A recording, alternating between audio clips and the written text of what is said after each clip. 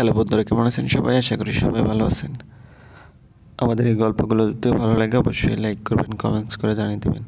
চ্যানেলে যদি নতুন হয়ে থাকেন অবশ্যই সাবস্ক্রাইব করে পাশে থাকা বেল আইকনটি প্রেস করে রাখুন।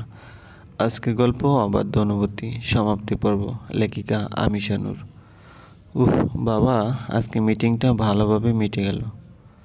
সমুদ্র ব্লেজার খুলে পানি খেলো, তারপর ওয়াশরুম থেকে গোসল করে বের হয়ে দেখলো ভূমিকা দাঁড়িয়ে আছে। গতদিন ভূমিকা সমুদ্রকে সম্পূর্ণ ইগনোর করেছে। কেন করেছে সেটা সমুদ্র জানে না, তাই সেও রাগে আর কথা বলেনি।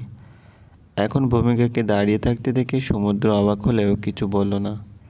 সে ভূমিকাকে এড়িয়ে যেতে চাইলে ভূমিকা বলল, কি চান আপনি? অ্যান্ড একদম রাগ দেখাবেন না।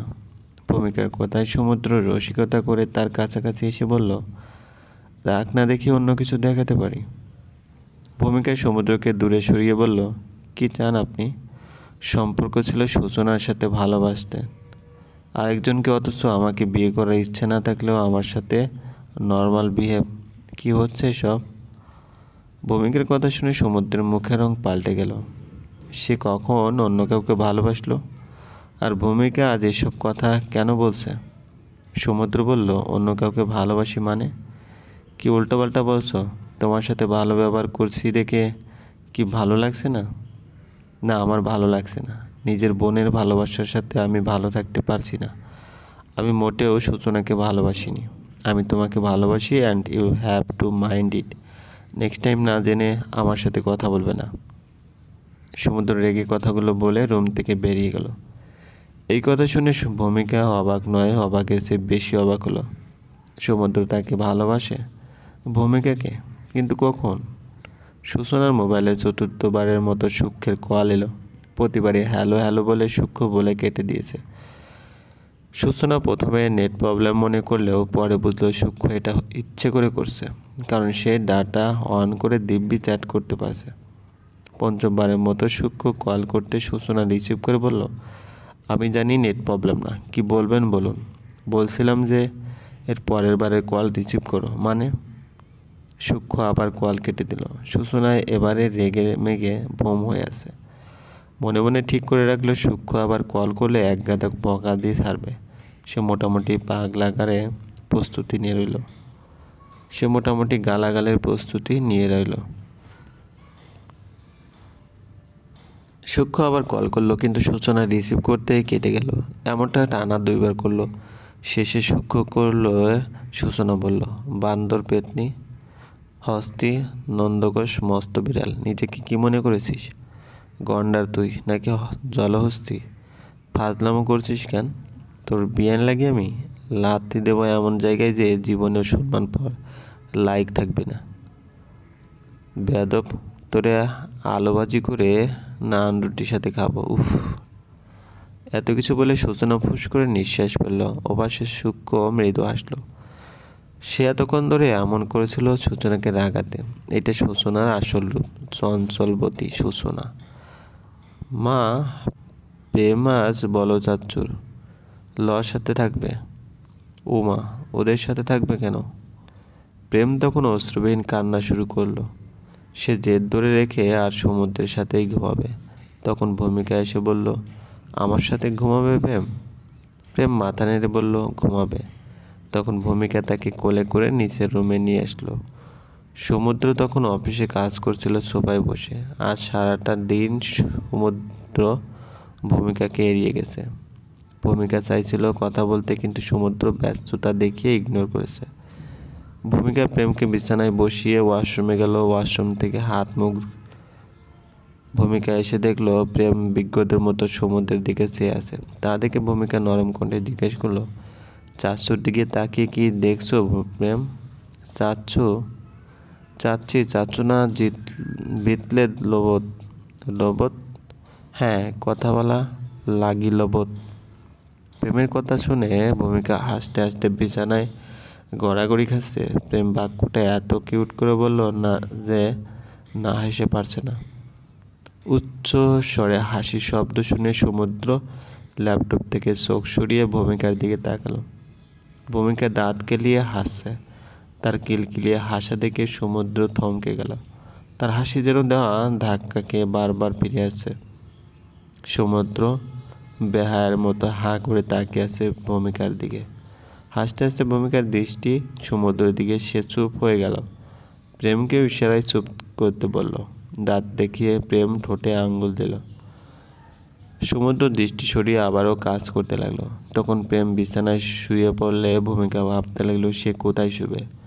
সোফায় সমুদ্র কাজ করছে আর সে তো নিচেই শুয়ে। কিন্তু প্রেম কী বলবে? একরাশ দ্বিধা নিয়ে ভূমিকা সমুদ্রের সামনে গিয়ে বলল, আমি কোথায় ঘুমাবো? সমুদ্র মাথা তুলল। ভূমিকা দৃষ্টি মাটির দিকে নিক্ষেপ করছে। সমুদ্র বলল, বিছানায় ঘুমাও। আর আপনি? না মানে আপনি তো সোফায় ঘুমাতে পারেন না। পারি আমি। ভূমিকা বিছানায় গিয়ে প্রেমকে কানে কানে কিছু একটা বলল, তারপর শুয়ে চোখ বন্ধ করে নিল। প্রেম বিছানা থেকে নেমে সমুদ্রের কাছে গিয়ে বড়দের মতো দাঁড়ালো। কোমরে হাত থেকে আদেশের সুরে বলল, চাচ্চু, এত রাতে কাজ কলা ঠিক না, এত ঘুমাবে। বারে, কে রে তুই? চাচ্চু আসবে না বলো, দাদুকে ডাকবো। আচ্ছা, ঘুমাচ্ছি। সমুদ্র ল্যাপটপ বন্ধ করে সোফায় ঘুমাতে চাইলে প্রেম বলল, এখানে না, বাপি মাইল মতো একসাথে ঘুমাবো।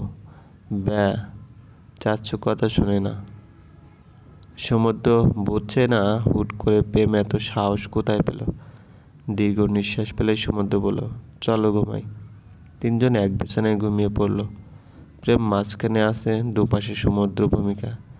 শুধু তাই নয়, প্রেম তাদের দুজনের হাত নিজের নিজের গায়ের উপর আলতো রেখেছে, যেখানে ভূমিকার হাত নিচে আর সমুদ্রের হাত উপরে। প্রেম হাই তুলে বলল, গুড টু নাইট। ভূমিকা সমুদ্রের দিকে তাকাতে সমুদ্র দৃষ্টি নামিয়ে নিল। এখানে কি এমন ছিল ভূমিকা জানে না, কিন্তু কষ্ট পেল বটে।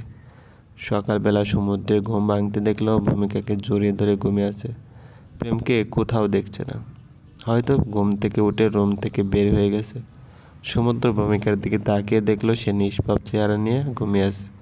মুখে সামনে ছোট ছোট চুলগুলো এসে পড়েছে। সমুদ্রের চুলগুলো ভূমিকার কানে গুঁজে দিল। তখন ভূমিকা কেঁপে চোখ খুলল। সাথে সাথে সমুদ্র সরে গেল। এইমাত্র কি হলো সেটা ভাবতে ভূমিকার 2 সেকেন্ড সময় লাগলো। ব্যাপারটা বুঝে ভূমিকা গা নেড়ে উঠে বসলো। তখন লক্ষ্য করলো সমুদ্র কোথাও যাচ্ছে। ভূমিকা ভাবলো তার প্রশ্নের উত্তর জানার এটাই সঠিক সময়। ভূমিকা প্রশ্ন করলো, কাল কি বলেছিলেন? দয়া করে ক্লিয়ার করবেন। সমুদ্র ভূমিকার দিকে তাকালো, তারপর বিছানায় বসে বলল, তুমি 65 নম্বরে একবার রং মেসেজ পাঠিয়েছিলে, মনে আছে? রং নাম্বার মনে পড়ছে না ঠিক। তোমার মনেও থাকবে না, কারণ তোমার ভাঙ্গা কণ্ঠ সেদিন আমাকে মুগ্ধ করেছিল, তোমাকে না। তখন থেকে তোমার প্রেমে পড়ে যায়। আর সূচনা? সমুদ্র সবটা ভূমিকাকে বললে ভূমিকা অনেকটা অবাক হলো। সমুদ্রের প্রেম এত গভীর থেকে শুরু হয়েছে, আর সে কিনা?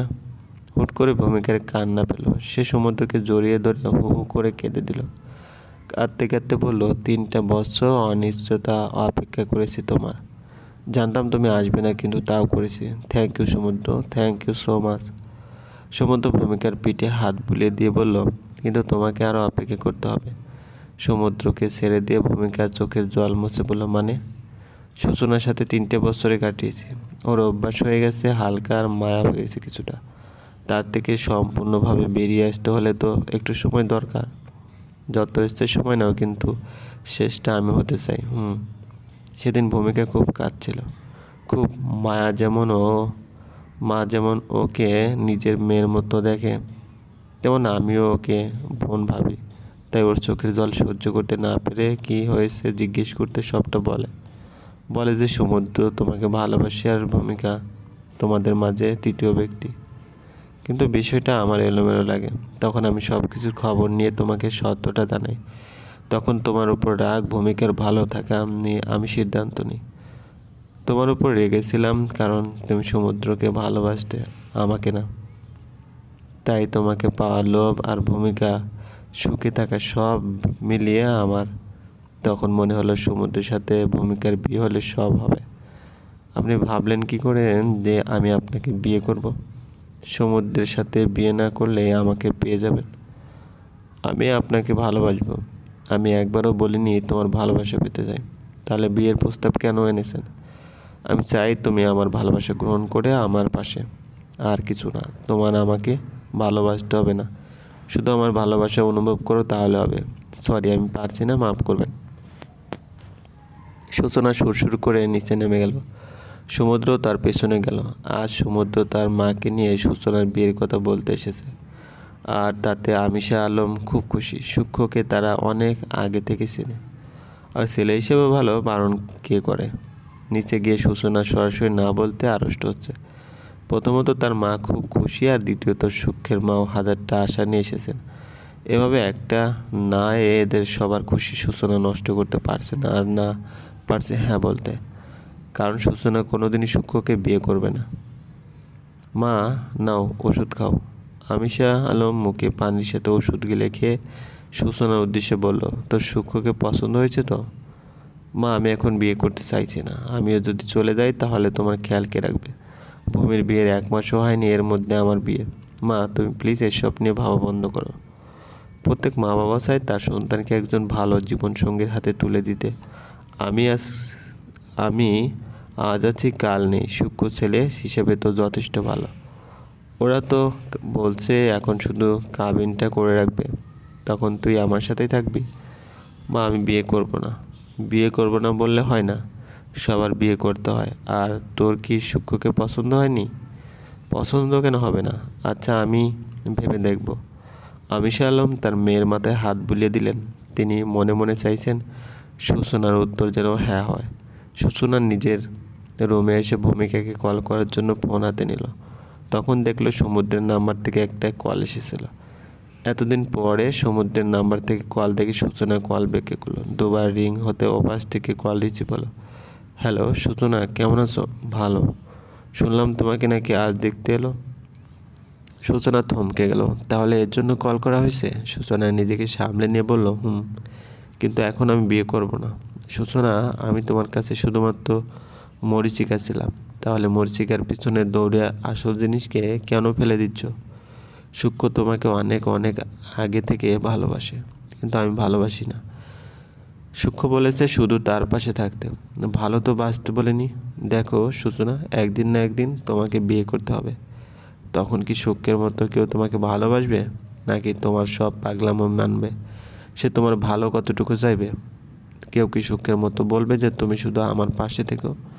জীবন আমাদের অনেকবার চান্স দেয়, আজ একবার না হয় জীবনকে চান্স দাও।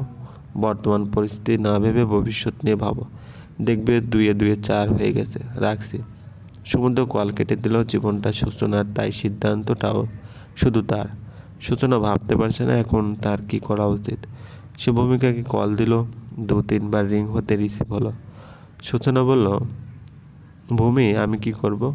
আমি কোনোদিনই সূক্ষ্মকে মানতে পারবো না। সুচি, তোকে আমি কোনো জ্ঞান দেব না। তুই তোর নিজের মনের কথা শোন, পরিস্থিতি ভাব। একবার না হয় সূক্ষ্ম আর আমাদের সবার কথাটা ভাব। সূচনা চোখ বন্ধ করে নিল। তার একটা সিদ্ধান্তের উপর অনেক কিছু নির্ভর করছে। সূচনার চোখ ভেসে উঠল সমুদ্র আর ভূমিকার কাছাকাছি দৃশ্যটা। সমুদ্র তো দিব্যি ভালো আছে, তাহলে তার জন্য সে নিজে কেন কষ্ট পাবে? নিজের চোখের জল আর কোনো কেন ফেলবে মূল্য ছাড়া? সমুদ্রের বুক তো কাঁপে না তার চোখের জলে, কিন্তু সূক্ষ্মের কাঁপে। তাকে নিয়ে সূক্ষ্ম ভাবে। সূচনা চোখ খুলে আবার কল করলো সূক্ষ্মকে। একবার রিং হতে না হতে রিসিভ হলো। যেন এই কলের অপেক্ষায় ছিল। সূচনা ডাইরেক্ট বলল, আমি আপনাকে বিয়ে করতে রাজি, কিন্তু আমি আপনাকে কোনোদিনই ভালোবাসতে পারবো না, আর মায়ের সাথে থাকবো আমি। সূচনা, তুমি রাজি? ও আল্লাহ, সূচনা, তুমি জানো না তুমি আমাকে? আমার পরের কথাগুলো মনে হয় খেয়াল করেছি।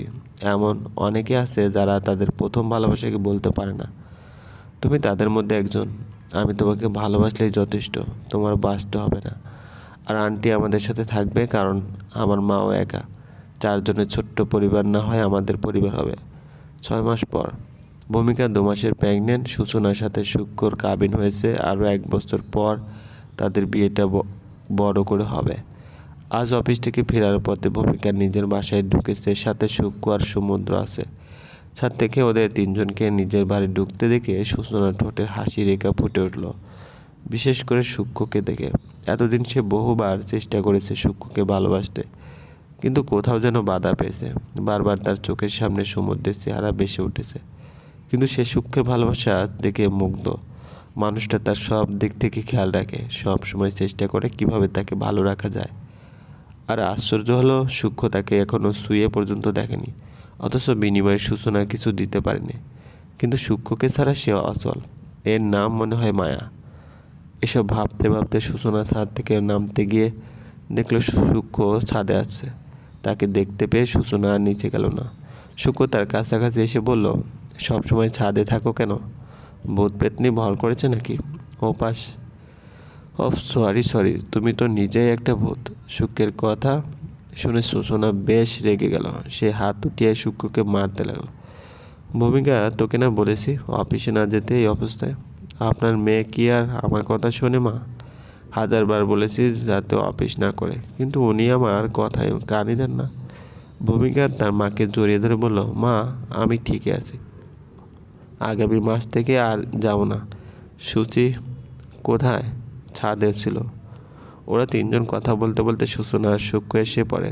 ভূমিকাকে দেখে সূচনা তাকে জড়িয়ে ধরে, তারপর কিছু বাণী শুনিয়ে রান্নাঘরের দিকে যায়। সাথে সূক্ষ্ম আর আমিষা আলম নিজের রুমে পা রাখে। ভূমিকার উদ্দেশ্য সমুদ্র বলল, আসো ফ্রেশ হবে, আমরা কিন্তু আজকে বাড়ি চলে যাব। সূক্ষ্ম সূচনাকে কত ভালোবাসে, তাই না? শুধু সূক্ষ্মের ভালোবাসাটা দেখলে আমার ভালোবাসার সেনো ছাউনি পড়েছে। হ্যাঁ পড়েছে তো। তুমি আমাকে তো আর আগের মতো ভালোবাসো না। ও আচ্ছা, আবার বলো তো কি বললে? সমুদ্রের মুখে কিঞ্চিত রাগ ফুটে উঠেছে। ভূমিকা থতমত করে বলল, অনেক ভালোবাসা, অনেক অনেক। সমুদ্র তাকে নিজের কাছে এনে বলল, চোখে জল কেন চটপটি? জল না তো। সমুদ্র আর ভূমিকাকে একসাথে দেখলে এখন কষ্ট লাগে। করুণ চাউনিতে সূচনা সূক্ষ্মের দিকে তাকালো। সূক্ষ্মের মুখটাও শুকনো। সূচনা বলল, না, ওদের একসাথে দেখলে কিঞ্চিত খারাপ লাগে, কিন্তু তার জন্য চোখের জল ফেলি না। আপনার জন্য কষ্ট হচ্ছে। আপনি আমাকে নিজের সবটা দিয়ে ভালোবেসেছেন, অথচ আমি জানি কেন আপনাকে ভালোবাসতে পারিনি, কিন্তু আপনাকে ছাড়া চলবেও না। তুমি আমার পাশে আছো, সেটাই যথেষ্ট। হুট করে সূক্ষ্মকে জড়িয়ে ধরে সূচনা কেঁদে বলল, আমার ভালোবাসাটা আপনি কেন হলেন না? কেন অবাধ্য অনুভূতিটা সমুদ্র হলো? এখন তো আমরা হ্যাপি, তাই না? উই আর হ্যাপি, আর কিছু চাই না। সূচনা সূক্ষ্মকে খুব শক্ত করে জড়িয়ে ধরেছে, যেন কোথাও যেতে দেবে না তাকে। সূক্ষ্ম জড়িয়ে ধরেছে, সেও চায় না সূচনা অন্য কারো হোক। সে তো চায় সূচনা তারই থাকুক। অনুভূতি কখন কিভাবে হয় সেটা কেউ বলতে পারি না, কিন্তু শেষে আফসোস হয় কোনো ওর প্রতি কেন আমার অনুভূতি হলো। অনুভূতি বাধ্য নয়, সে অবাধ্য অনুভূতি। সমাপ্ত। চলবে।